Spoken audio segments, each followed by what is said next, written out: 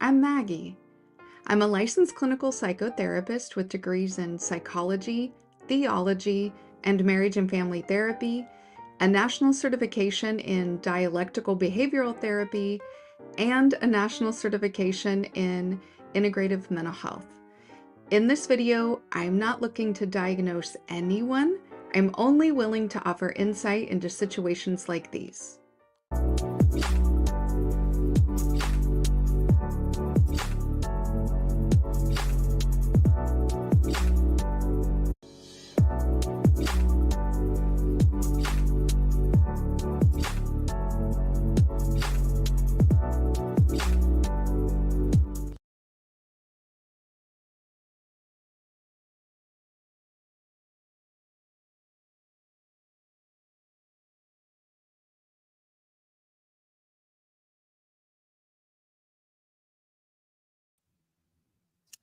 Okay, let's try this.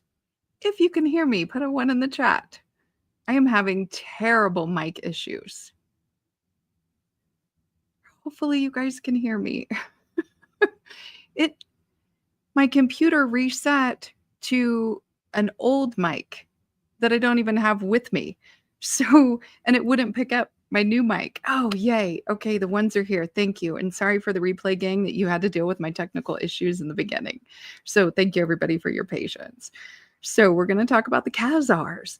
The Khazars were a semi-nomadic Turkish people around Turkey who built a powerful empire in the Caucasus Mountains and around the southern Russian steppes.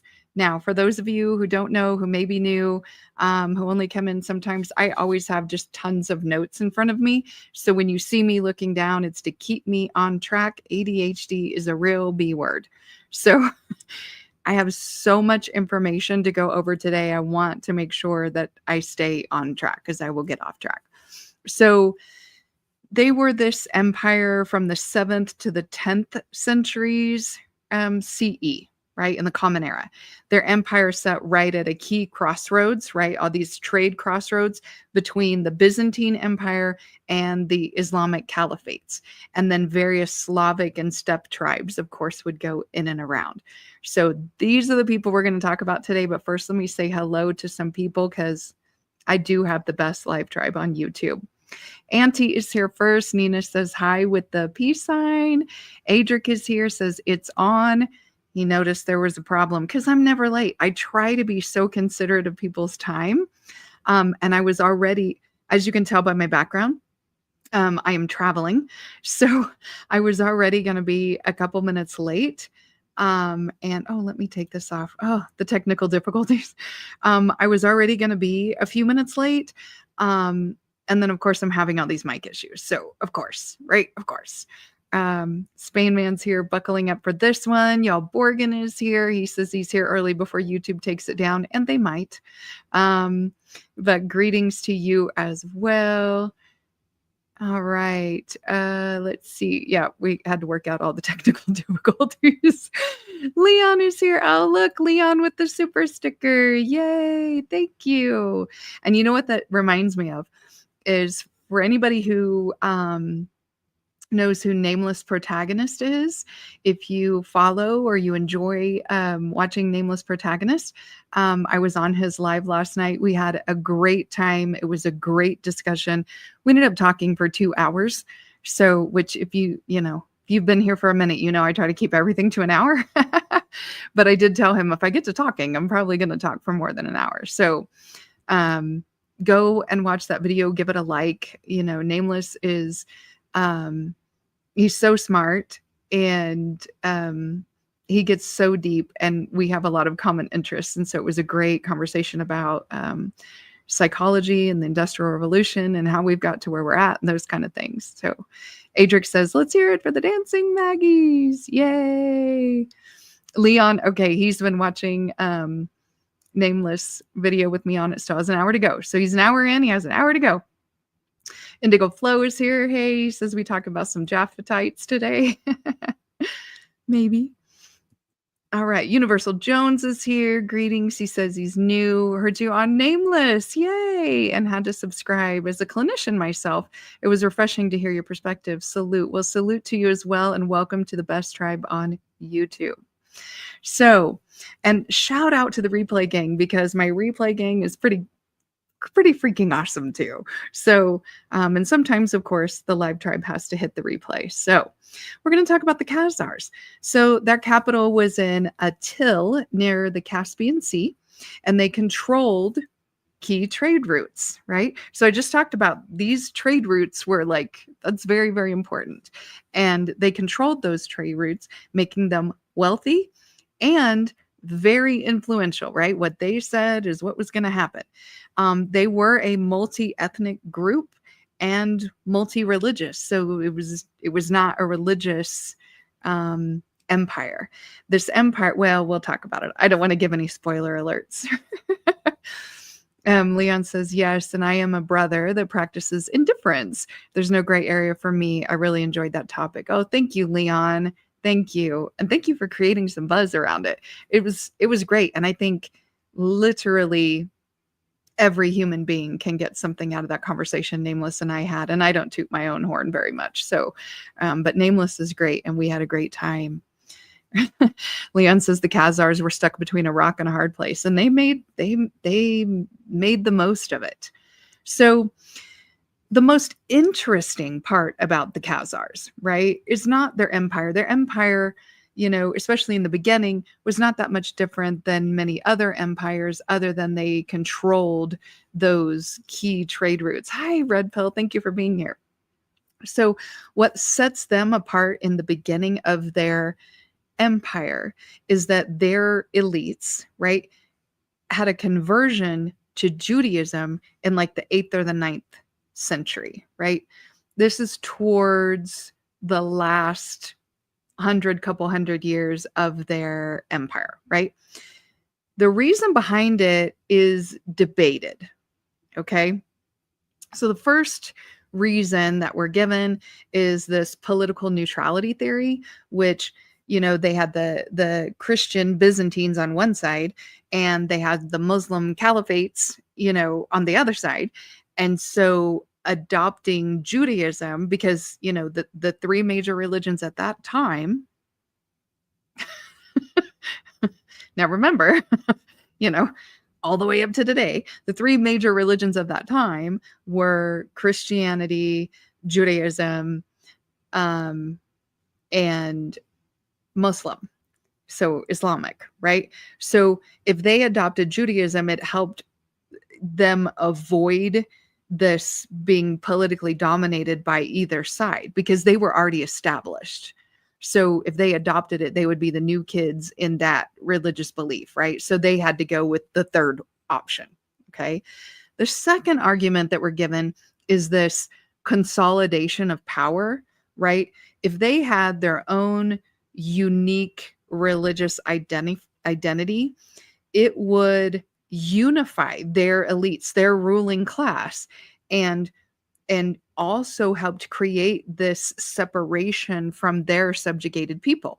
So that was why we know for sure that the elites converted to Judaism, and they changed their empiric or their national religion to Judaism, right?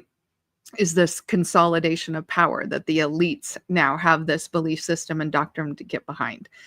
The third argument that we're given is specific to the elites only conversion.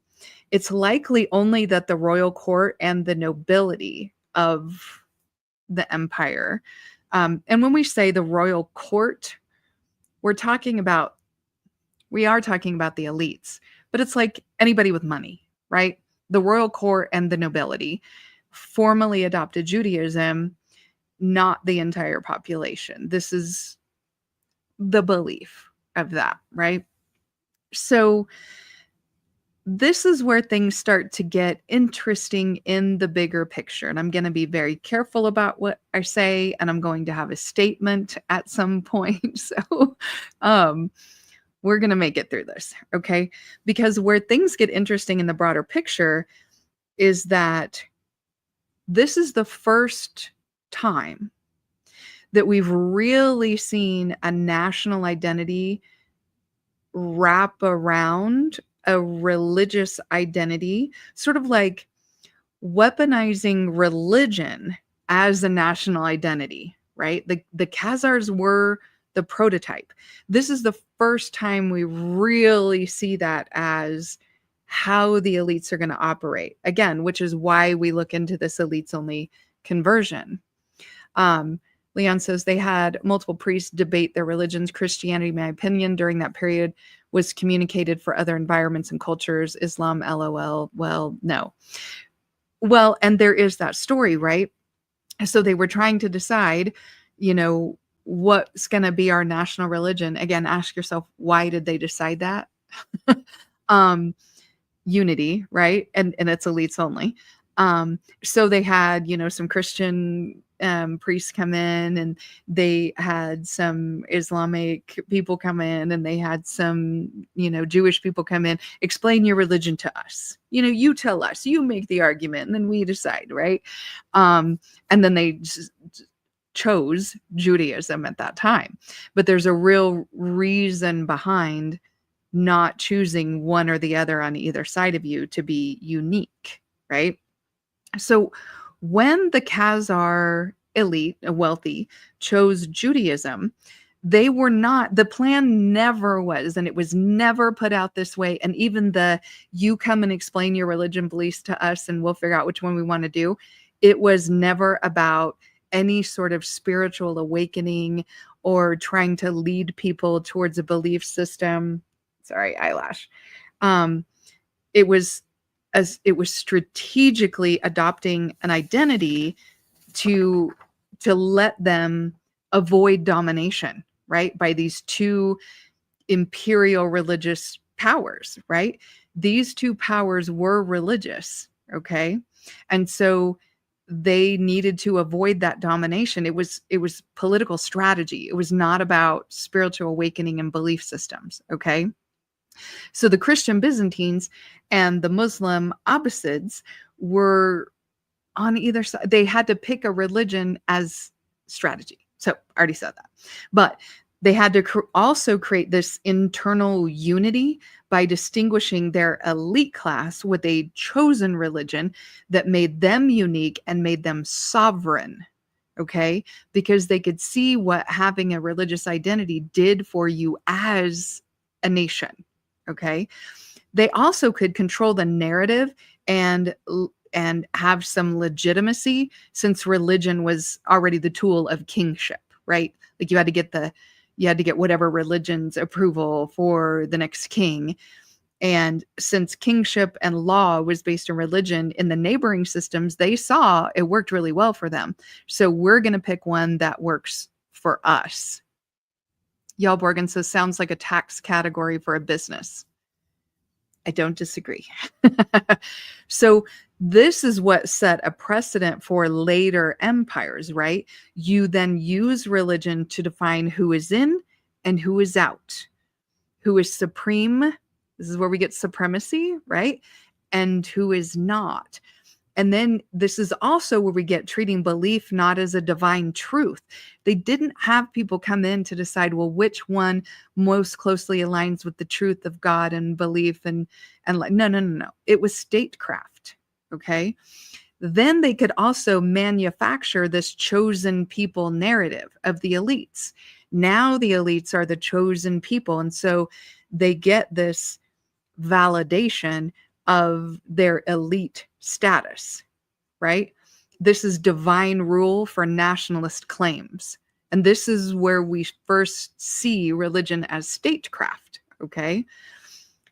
And if it sounds familiar to you, this is a similar playbook that then got adopted. It worked so well for the Khazars that Christian Europe's monarchies started making these bigger claims and bigger statecraft for their kingship because they started invoking the divine right to conquer. So before, when there was conquer, there was different things going on in wars and whatnot, and then whoever wins gets to decide stuff. Now we get the divine right to conquer, okay? Statescraft, religion, right? And then we get the papacy, the Pope, inventing religious heresy to purge threats to power, not threats to God, not threats to Jesus, but threats to power. So it's now a sin to believe and practice something that may be a threat to the divine. And when we say divine, I mean elite power in that region, okay? Modern Zionism that we have, this is statecraft, okay? Not spiritual Judaism, it's not what I'm talking about.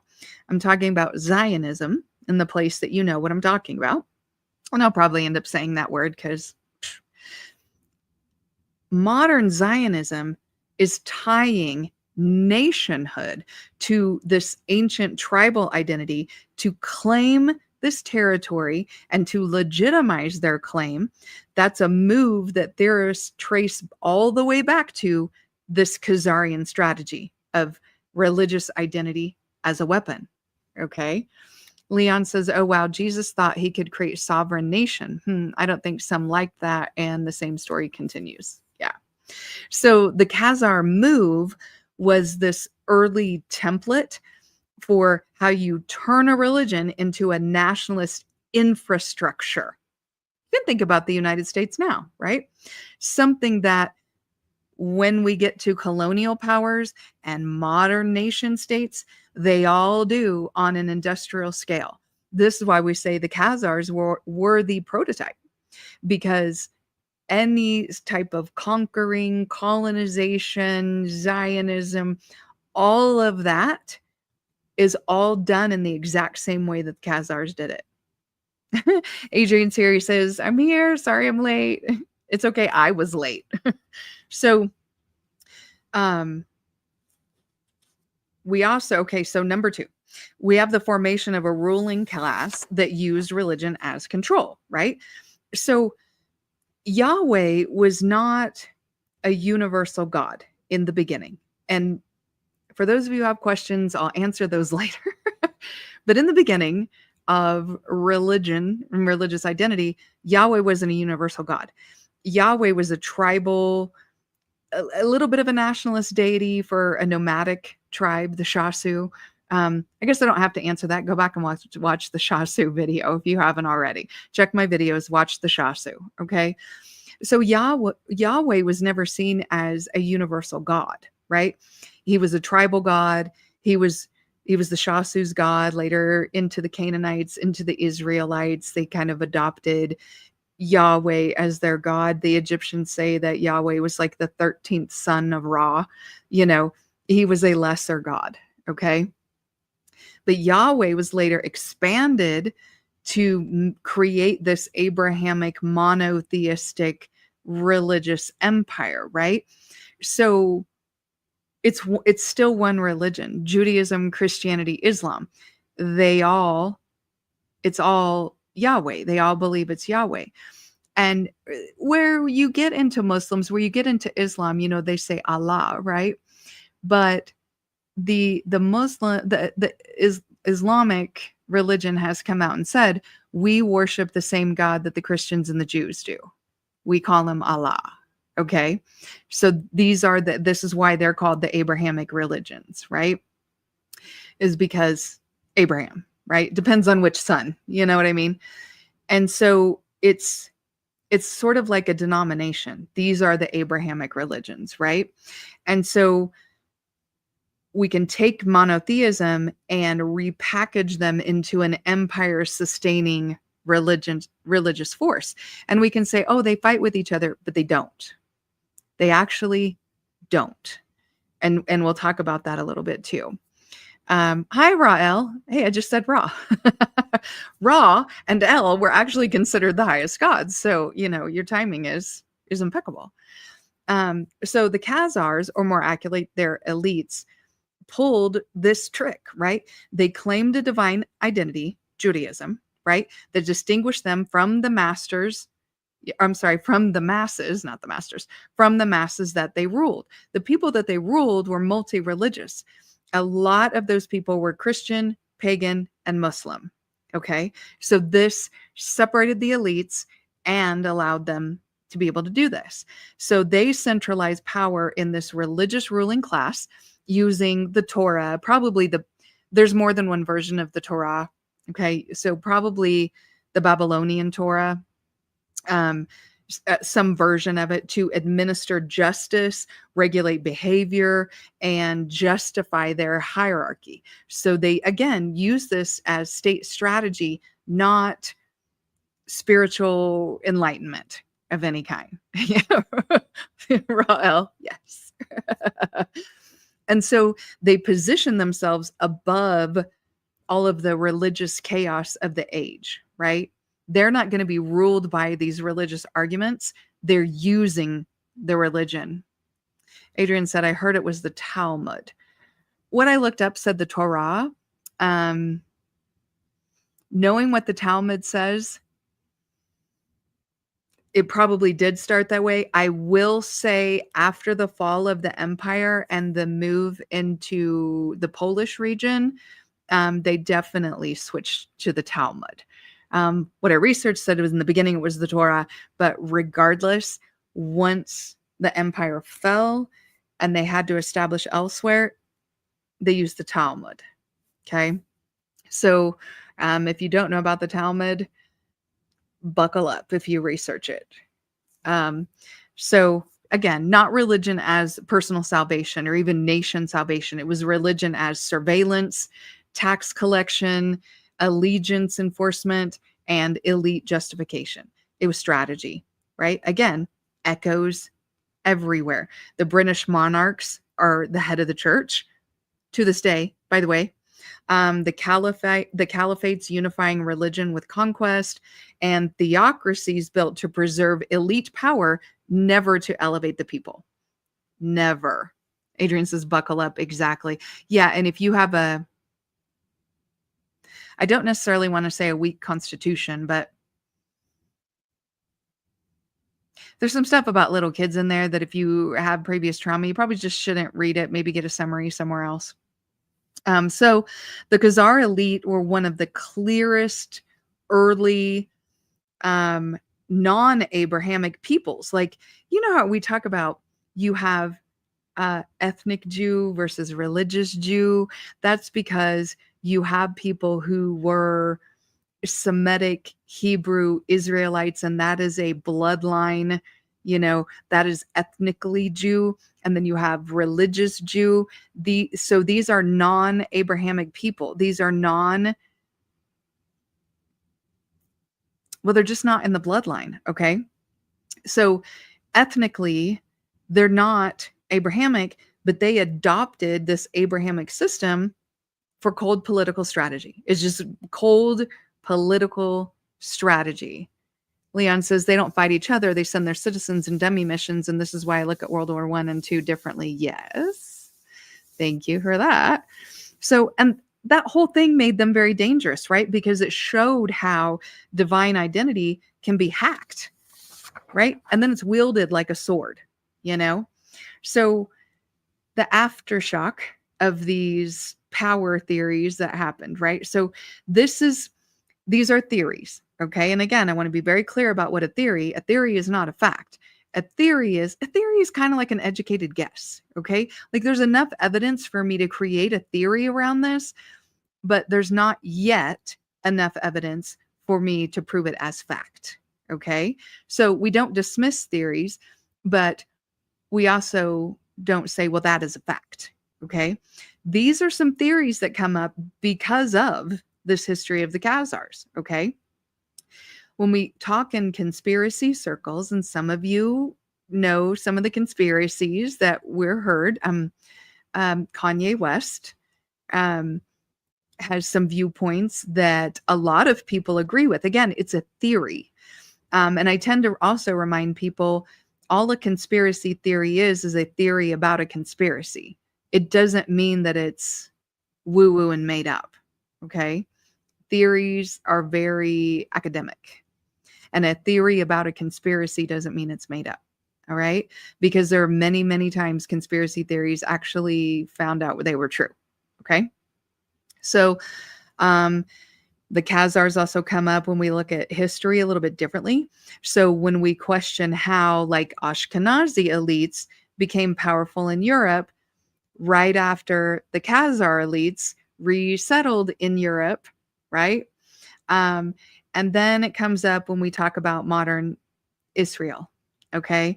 Suggesting that some of these secular Zionist founders are descendants of the Khazars, that they're Ashkenazi and not Hebrew Israelites, right? That they are religious, not part of the inheritance, I guess you would say, which would undermine, right, the divine claim to the land. And then I also want to refer some people back to the show that I did about the Natufians, and that the Natufians had that land first before anybody else. Okay. So it was their empire before it was anybody else's. And the Jews never actually had land. Like that's part of their story. That's part of their history. And in the Torah, it says that they're not supposed to have land. Okay. So there is some breakaway even within Judaism about the difference between ethnically Jew, religiously Jew, and Zionistic Jew. Okay. So you have to sift through the truth, because there is some weaponized narrative there. But here's the key. The real lesson of the Khazars is that they gave the blueprint for future atrocities, sort of like when I talked about the Goths, right? That the Goths did things that later other people did exactly the same way. So are they the same people or not?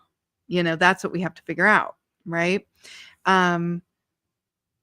Indigo Flow says, in other words, not Semites. I'll talk about that in a sec. The ruling families claiming to be connected to Jesus's bloodline, claiming they have the divine right to rule the earth. Yeah. And then Rael, like the Hunter Biden laptop story. Yeah. Okay. So if you invent a religious identity for strategically, you create this flexible empire toolkit with a monotheistic global superstructure. Think about how many people say that the United States is a Christian nation. Think about our highest levels of office saying that America is a Christian nation. And think about in America, even just in America, how many times has religion in the form of their version of Christianity, right? I'm not talking about the everyday Christian, how Christianity has been a weapon of oppression, right? The Khazars made the blueprint. Exactly what happened then is exactly what the Khazars did, okay? So modern scholars reject the idea that all Ashkenazi Jews, right, 100%, are descended from the Khazars. However, the Khazar elite lineage pops up in the geopolitical theories, right? So, genetically, we can't prove that all Ashkenazi Jews, which obviously not, you're going to have converts and all kinds of things, are the Khazars. However, there is Turkic blood, and there are the bloodlines of the Khazars in the Ashkenazi line. Okay. Now, Ashkenazi also not Hebrew Israelites, right? So these are religious Jews, not ethnic Jews. Okay. So some Khazar descendants entered these elite circles in Eastern Europe after the empire fell. And it was especially under Kievan Rus, Poland. So these are the Polish, is where we get the Ashkenazi, and Lithuania.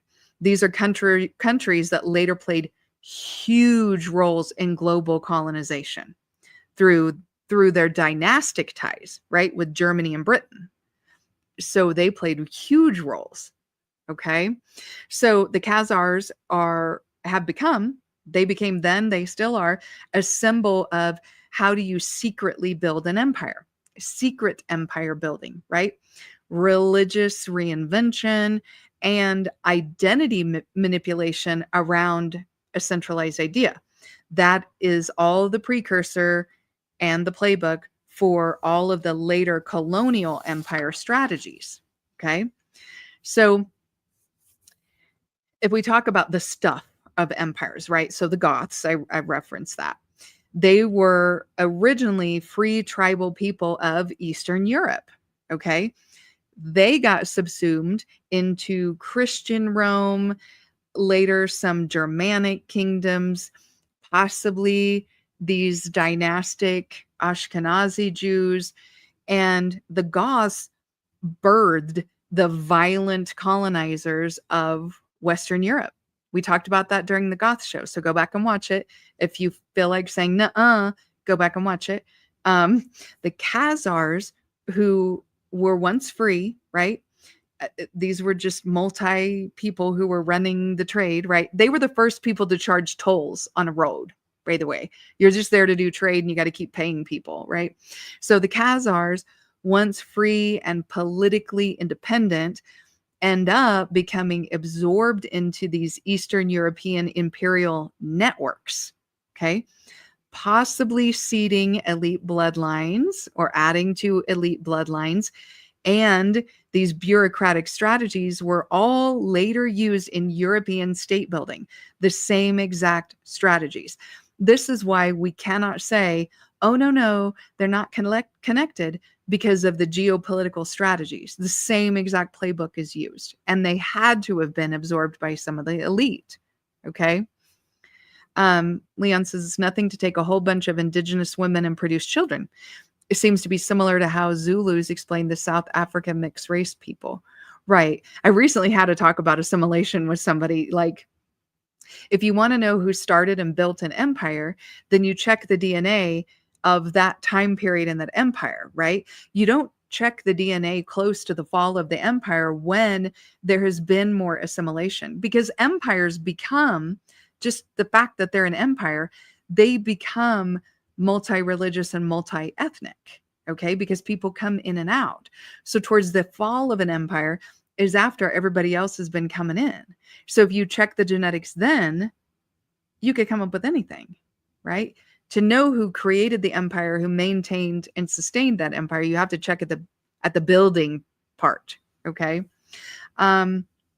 So both groups' original identities were consumed, manipulated, and mythologized to serve imperial goals, right? And both became tied to religious shifts that masked political motives, okay? Both the Goths and the Khazars. So Christianization for the Goths, Judaism for the Khazars. Okay. Adrian says, nuh-uh. I'm sorry, Adrian. Nuh-uh is not a valid argument. You will need to show your work. I heard Adrian say that before, so I had to say it. So let's talk about the Khazars' influence on modern Israeli identity. Okay. So listen, I have said this video might get taken down. It might get a strike. It might get all kinds of things, right? But I'm authentic, right? I am autonomously me, and the truth and being honest is so very important to me. So we're just not going to suppress the truth with ambiguity. Okay? We're just not. So if it gets struck, if it gets taken down, if it gets, you guys heard what I said. And maybe I'll just, if it gets muted on YouTube, I'll just take it off and put it on Patreon, because I allow free membership on Patreon. You can go be a free member on Patreon. Just remember my Cash App. That's all I ask. Yeah. Okay.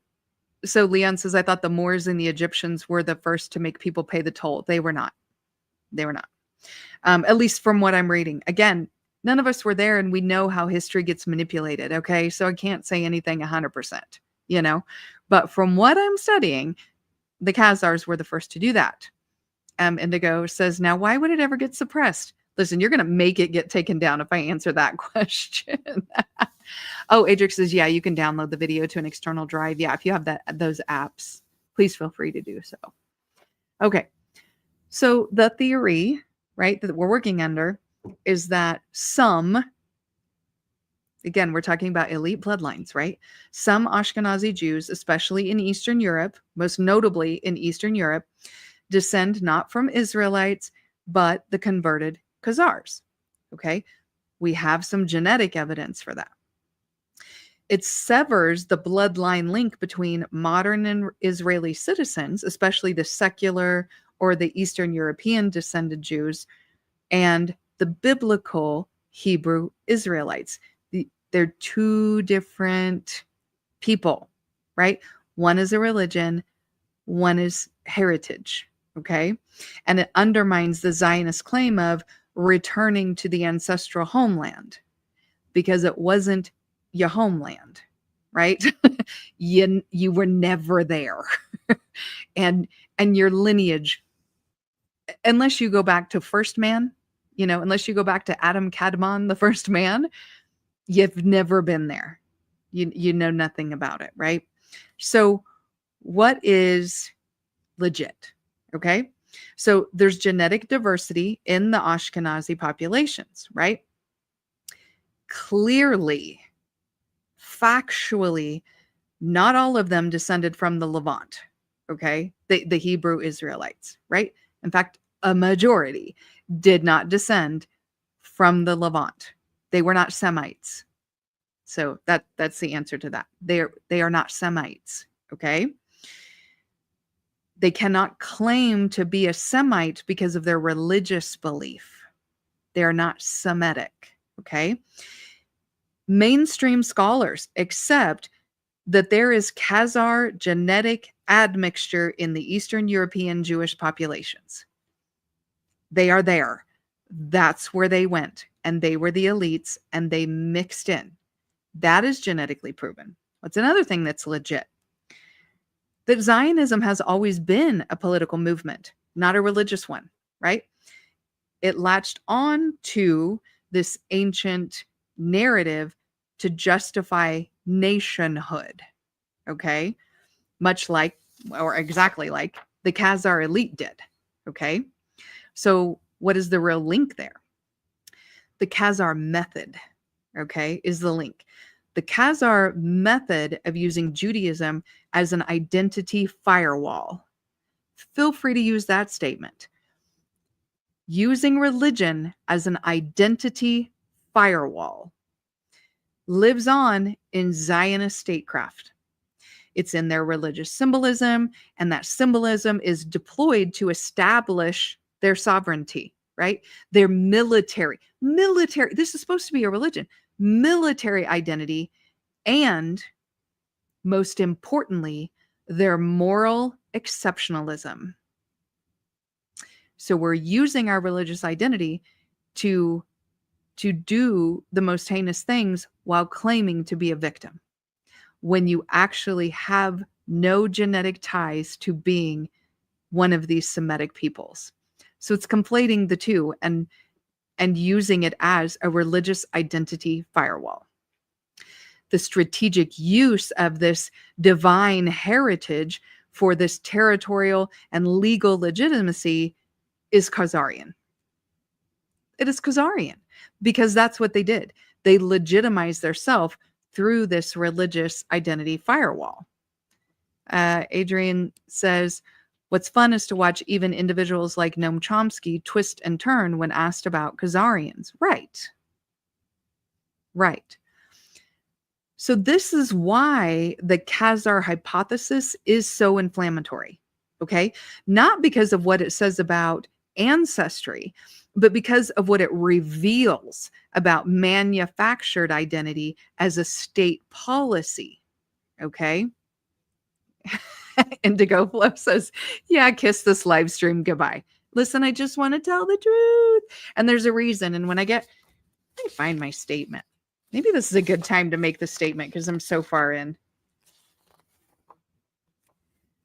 I don't know where the statement is. I got all kind of spreadsheets and everything in there. We'll get to it when we get to it. Precursor to the statement is it actually protects. It cannot be anti-Semitic to call out the weaponized use of a religious structure because that hurts Semitic people. That hurts the everyday Jew.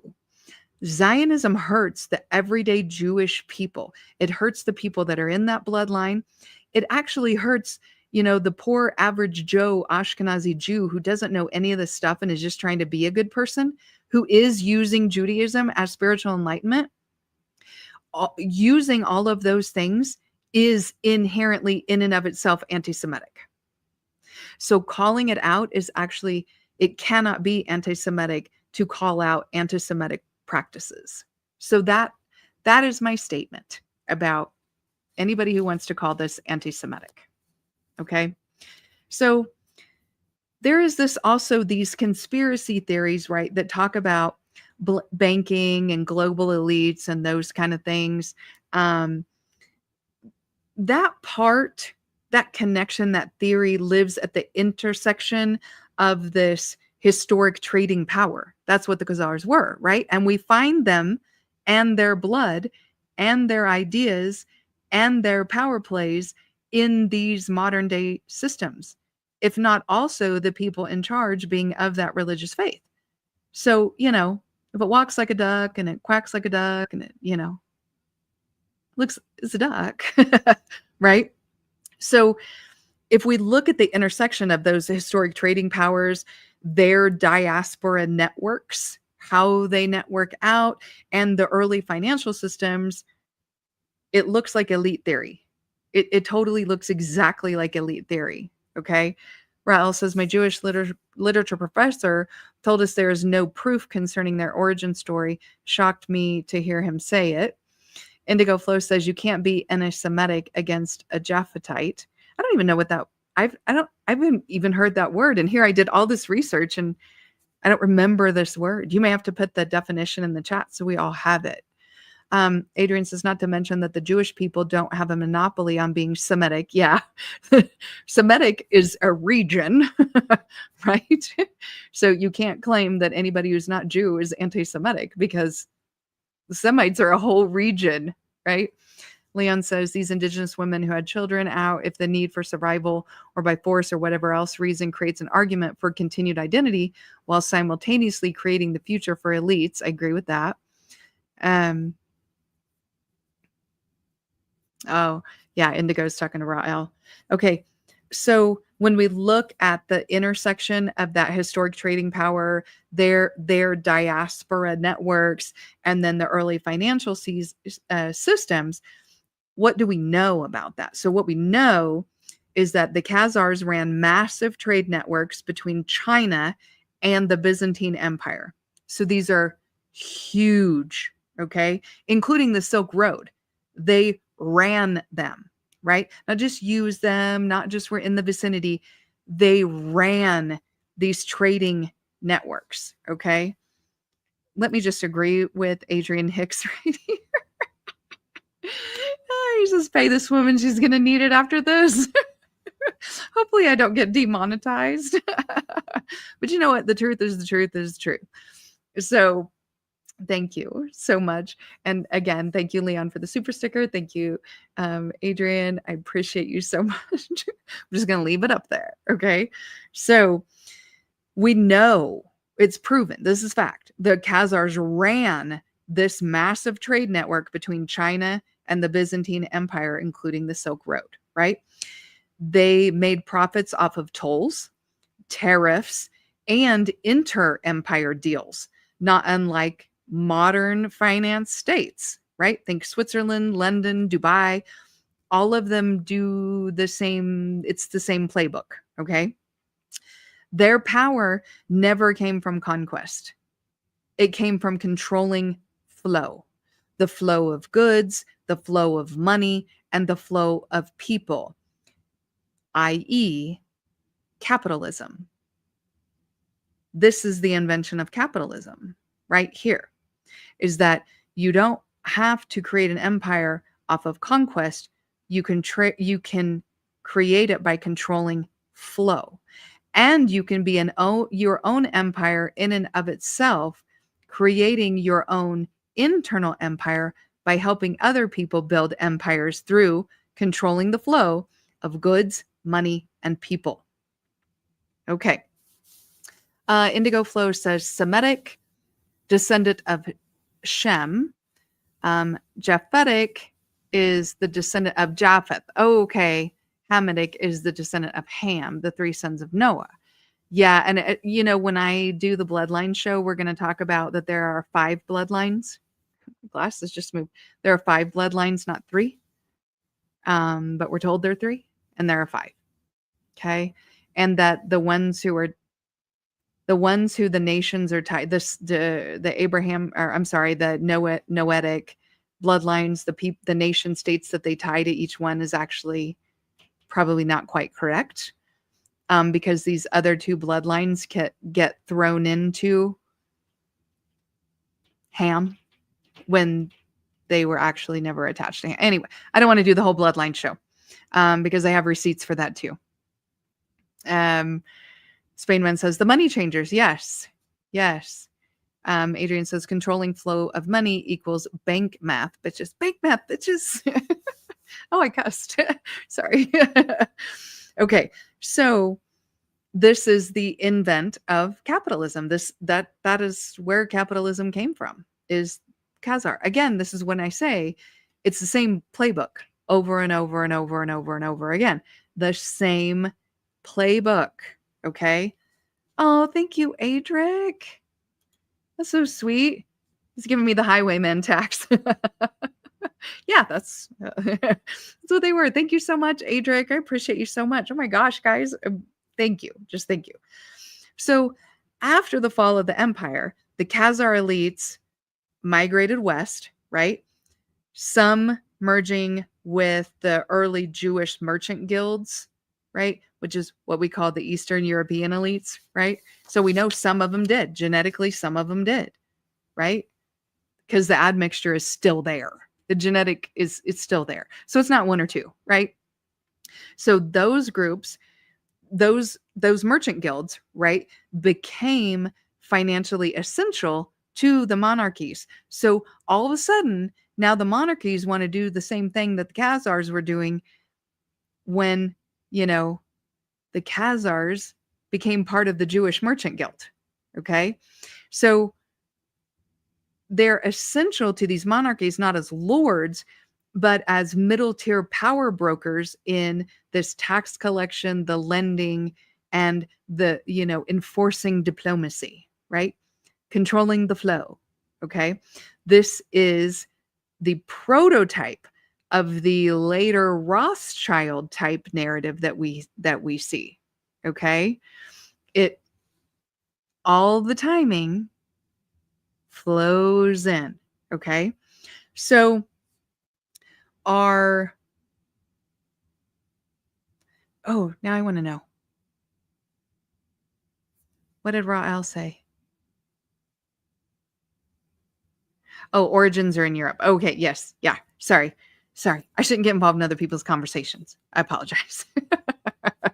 So the Khazars, possibly just the elites again, go over to Eastern Europe. They join the Jewish Money Changers Guild, right?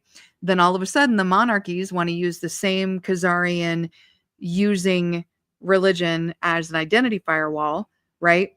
And those groups, the Jewish Money Changing Guild, were the middle tier power brokers, right?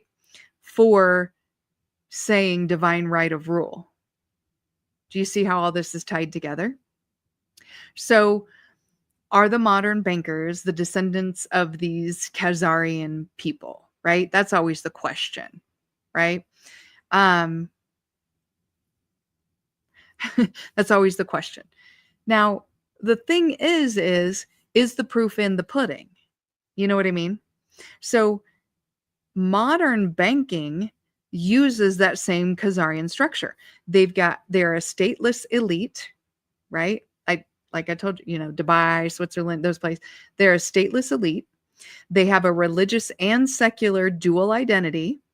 They have deep control of all the economic trade routes, all the economic arteries, right?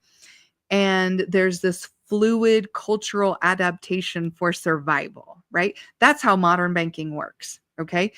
It is eerily mirrored in how global financial elites operate and how they have operated for centuries. So whether they genetically inherited something or just got an inheritance, they definitely inherited the imperial adjacent survival model, right? This is how we do empires. This is how we build all of that. And this has been going on for centuries and centuries and centuries and centuries, right? So let's overlap the Khazar trade networks with the early colonial economic structures. Okay. Because if we're going to go all in, let's just go all in, right? This is why I say I've got so much. I'm already an hour in and I'm not even halfway through. There may have to be a part 2, actually.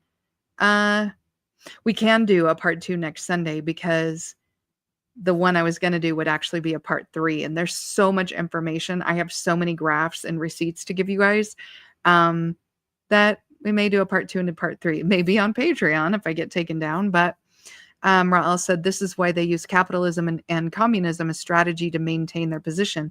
Agreed. Okay, so let's overlap the Khazar trade networks with the early colonial economic structures. Okay. Adrian says, yes, do part 2. I'm going to have to because I absolutely do not want to rush through these things. And when I put these graphs up, I want you to be able to like screenshot them, save the image, zoom in. If you're on your phone, you can zoom in when somebody's putting up pictures. I want us to take our time and make this argument, okay? And say what is truth and what is speculation, what is an educated guess, what are theories, what I want us to be very thorough with these because we are going to get into bloodlines and so we have to have all this background. So yeah, I think we're going to have to do this. So just so you guys know, on my notes, I'm on page 7 of 18. So we're not going to get through it quick when we're already at an hour, but let's do a little bit more. Okay. So when we overlap the Khazar trade networks with the early colonial economic structure, that's the piece that most historians either overlook or is suppressed, they don't really want to go into, but it's where Khazar history becomes colonial infrastructure, right? It's just a different name, right? So how do we do that? The Khazar trade empire was the first, to treat religion, ethnicity, and geography as tools, not obstacles, not things to get over, not, things that just make us special because my mom loves me. They are tools of statehood, right? They moved goods, they moved slaves, they moved silks, furs, metals, and ideas, knowledge, books, scrolls, everything. And they regulated that movement. What got to pass? What got to go where? And they moved those things across borders, through languages, across multiple faiths, right? Adrian says, this is that tinfoil hat. Yes. So the Western European colonizers began building their empires. They literally replicated this multicultural, religiously coded trading empire by using proxy elites. They definitely did that in their colonized regions, right? This was the local chiefs, the Christian converts, and that's exactly what the Khazar instilled governors did. This was part of their playbook, right? You get in, you get some people on your side, you put a few of your people in, and then boom, you have a proxy elite. Someone who thinks they're an elite, somebody who thinks they're one of you, they are not, right? Proxy elites. Then they're running diaspora trade networks, okay? So the Jewish, Armenian, Indian merchant families were all used as middlemen. So in colonialism and colonizing, there were always the middlemen, right? There were always these different middlemen in this diaspora trade network, right? And the early colonization always created company states. So that's what they're called, company states. So like the British East India Company, these are company states, right? It was a reboot of Khazarian imperial capitalism. Imperial capitalism, right?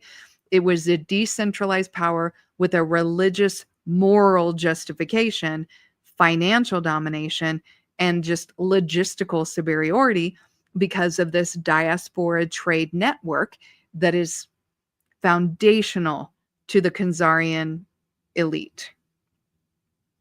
Oh, Adric put up my Cash App. Thank you. Hi, Prime VA. Thank you for being here. So, key overlaps, right? So, the routes to take the enslaved from Central Asia and Eastern Europe were mapped during those Khazarian times. They moved enslaved people, and they were very skilled at telling people how to make these maps of moving enslaved people to where they need to be. Those same trade arteries later became feeder veins into the European, same trade arteries became feeder veins into European colonization of Africa, India, and the Americas. Okay. In essence, the Khazar economic blueprint, even after the empire's fall, and I say the same thing about the Romans, fall is in quotes because they're still operating, right? They were downloaded into this early capitalist and colonial system. It's the same system. Adrian says, kind of hard to do that moving through Uganda, huh? let's bring it all together for a moment. Um, they may be forgotten about. We maybe don't even think about the Khazars until recently, right? But the mechanisms that they perfected, identity-based governance, financial intermediation, religious symbolism as control, are alive and well in every single colonial power that followed, especially the United States of America. Now, is this anti-Semitic? This is where we'll get to my statement, and so I'll make sure that it's on here, right? If a group adopted Judaism for political power, not out of spiritual heritage or ancestral lineage, then why is it considered anti-Semitic to call that out? Shouldn't that be called what it is? Strategic identity hijack. Let's unpack why this gets labeled anti-Semitic and why that label is a smokescreen. Okay? Number one, we have to distinguish Judaism from Zionism from Khazarian strategy. Okay? So Judaism is a diverse religion with both spiritual and ethnic dimensions. There are everyday Jews out there who wouldn't hurt a fly. They're just trying to get along like everybody else. Okay? Zionism is a modern political ideology which emerged in the 19th century to establish a Jewish nation state. That's Zionism. Okay? Khazarian strategy, the historical move by an elite class to adopt Judaism, not for salvation, but for geopolitical leverage. If the Khazar elites weren't actual Israelites and adopted religion for strategic purposes, it is not anti-Semitic to say so. It is accurate history. It is not anti-Semitic to say so. It is accurate history. Okay? Now, why it gets called anti-Semitic? Okay, here's the game. If you challenge the legitimacy of the Zionist return to Israel by saying that many modern Jews descended from the Khazars, not from the Israelites, you undermine their divine right to the land narrative, right? And that narrative is the key moral justification of the Israeli state. So rather than argue the facts, the default defense is to shout anti-Semitism. Okay?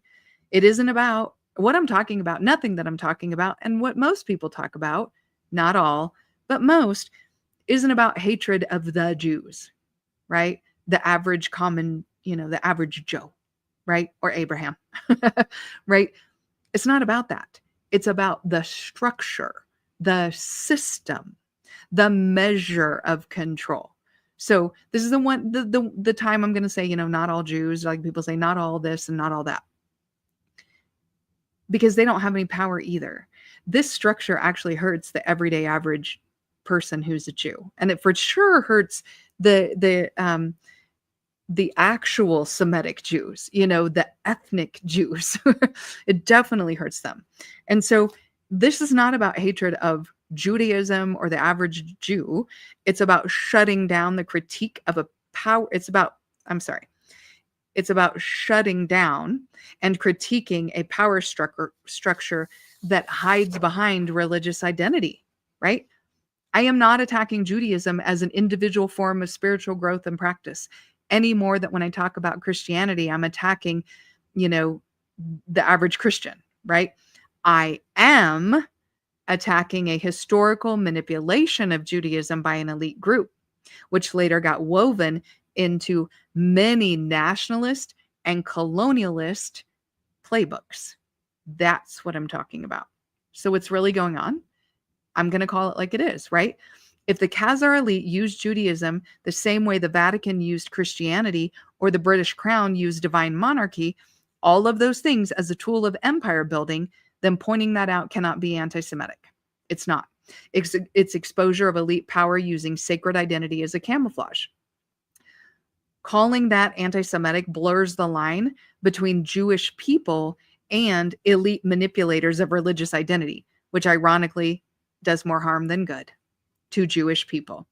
It's the same dishonest sleight of hand used to protect the Vatican abuses by saying, oh, you're anti-Christian, or the British monarchy crimes by saying you're anti-West, or Zionist military atrocities saying you're anti-Semitic, right? That is sleight of hand. right? It's a bait and switch.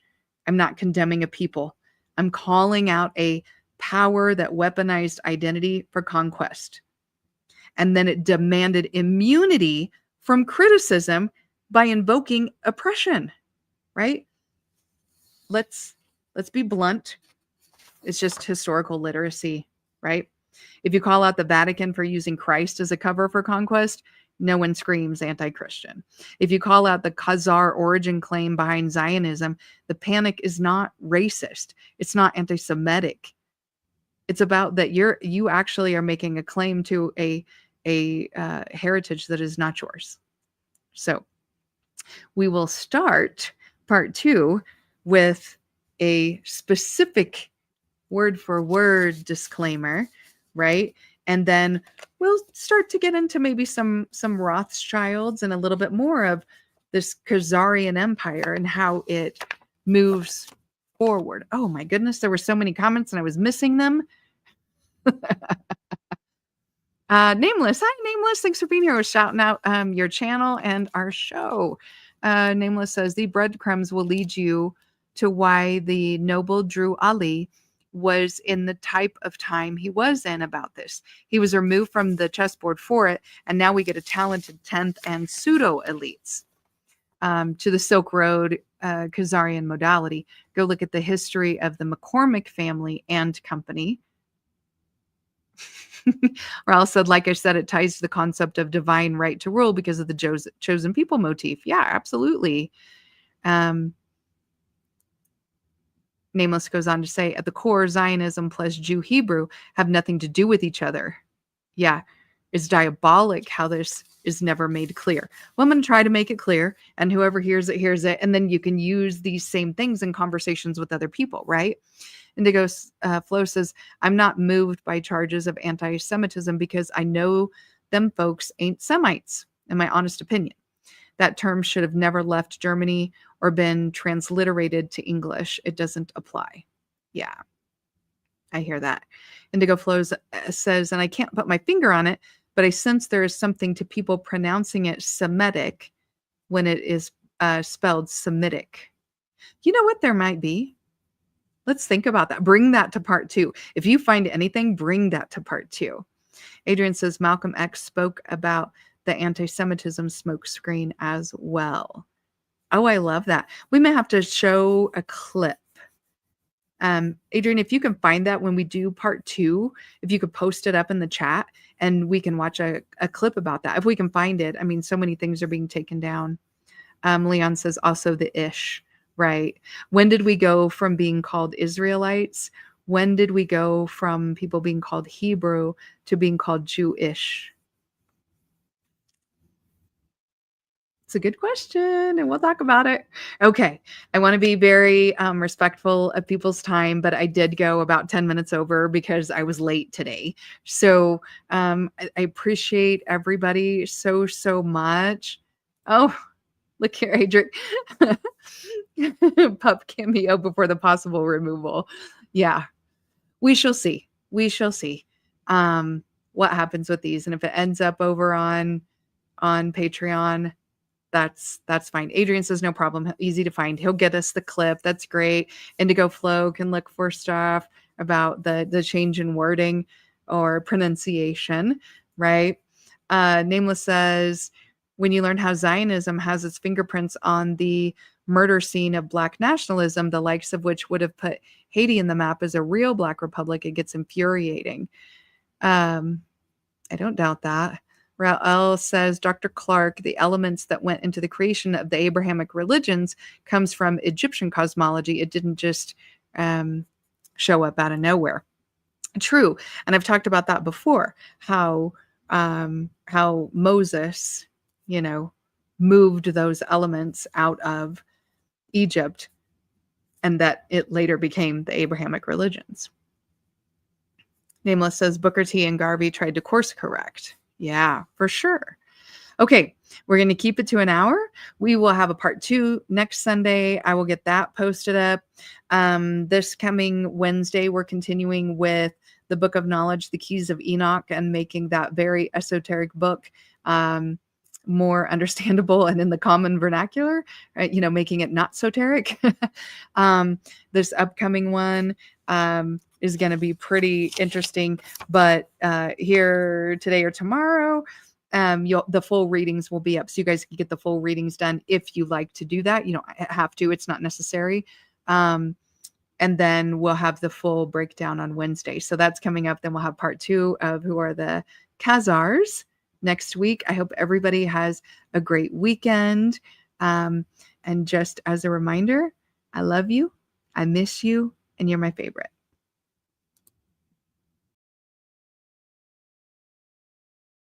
Please like the video if you haven't already. It really helps the algorithm to know what kind of things you like. Share where you think it's appropriate, especially to someone who you think needs to hear it. And don't forget to check out some of the wilder Pivot Point Wednesday shows.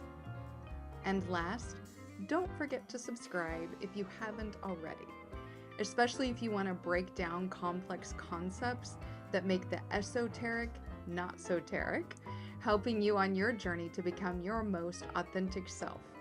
By subscribing, you'll join a community that thrives on curiosity and growth, and you'll never miss out on insights and some wild discussions. Let's uncover the universe together.